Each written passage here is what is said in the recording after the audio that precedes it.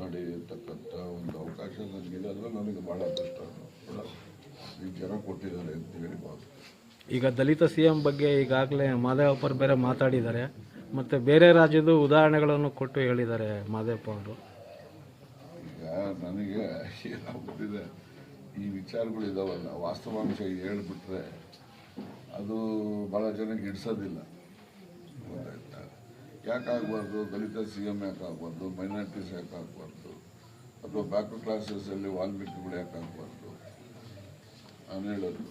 ಬೇರೆ ಮತ್ತು ಬಲಿತ ಸಮಾಜದಲ್ಲಿ ಯಾಕಾಗಬಾರ್ದು? ಕಾಂಗ್ರೆಸ್ ಪಕ್ಷ ನೋಡ್ರಿ, ಯಾವತ್ತೂ ಎಲ್ಲ ಸಮುದಾಯದವ್ರಿಗೂ ನ್ಯಾಯ ಕೊಡುವಂಥದ್ದು ಕಾಂಗ್ರೆಸ್.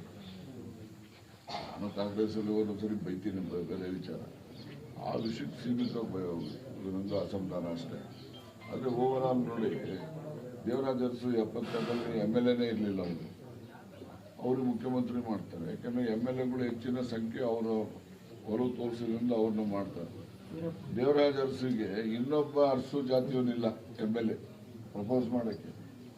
ನೀವು ಹಂಗೆ ಬಂದರೆ ನೀವು ವೀರಪ್ಪ ಮೊಯ್ಲಿಗೆ ಇನ್ನೊಬ್ಬ ಸಮುದಾಯದವನಿಲ್ಲ.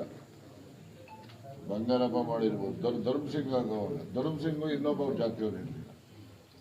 ಇಂಥ ಎಲ್ಲ ಈಗ ಒಕ್ಕಲಿಗರು ಮಾಡಿದ್ದಾರೆ, ಲಿಂಗಾಯತರು ಮಾಡಿದ್ದಾರೆ. ಕಾಂಗ್ರೆಸ್ ಪಾರ್ಟಿಗೆ ಎಲ್ರಿಗೂ ಅವಕಾಶ ಕೊಟ್ಟಿದ್ದರು. ಯಾರಿಗೆ? ದಲಿತರಿಗೆ, ಮೈನಾರಿಟೀಸ್ಗೆ, ಮತ್ತು ಜಾತಿ ಆಧಾರದ ಮೇಲೆ ಬಂದ ಬಲಿಜಿಗರಿಗಿರ್ಬೋದು. ಹೆಚ್ಚು ಜನ ಇರುವಂಥ ಸಮುದಾಯಗಳು ಅವರು, ಮತ್ತು ವಾಲ್ಮೀಕಿ ಗುರುಭ್ರಷ್ಟಿದ್ದಾರೆ. ವಾಲ್ಮೀಕಿಗಳು ಅಷ್ಟೇ ಇದ್ದಾರೆ. ಇಲ್ಲೇ ಸಿದ್ದರಾಮಯ್ಯನವರೇ ವಾಲ್ಮೀಕಿ ನಾವು ತಿಳ್ಕೊಳ್ತೀವಿ, ಆ ಪ್ರಶ್ನೆ ಬೇರೆ. ಆದರೆ ಎಲ್ಲ ಸಮುದಾಯಕ್ಕೂ ಕೂಡ ಅವಕಾಶ ಕೊಟ್ಟಾಗ ಆ ಸಮುದಾಯಗಳು ಕಾಂಗ್ರೆಸ್ ಬಗ್ಗೆ ಒಲವು ಮತ್ತು ಪ್ರೀತಿ ಬರ್ತಾರೆ. ಇಲ್ಲಪ್ಪ ನಮ್ಮನ್ನು ಗುರುತಿಸ್ತಾರೆ, ನಮಗೂ ಒಂದು ಅವಕಾಶ ಕೊಡ್ತಾರೆ. ಇವರು ತಿರ್ಗಾ ಈ BJP JDS ಮಾಡ್ದಂಗೆ, BJP ಬಂದರೆ ಲಿಂಗಾಯತರು, JDS ಬಂದರೆ ಒಕ್ಕಲಿಗರು ಮುಖ್ಯಮಂತ್ರಿ ಅಂದರೆ ಜನಗಳಲ್ಲಿ ಬೇರೆ ಸಮುದಾಯದವರಿಗೆ ನ್ಯಾಯ ಏನು ಕೊಟ್ಟಂಗೆ ಆಗ್ತದೆ. ಆಯಿತು ನಡೀಲಪ್ಪ, ಒಟ್ಟಾಗ್ತದೆ, ಒಳ್ಳೆ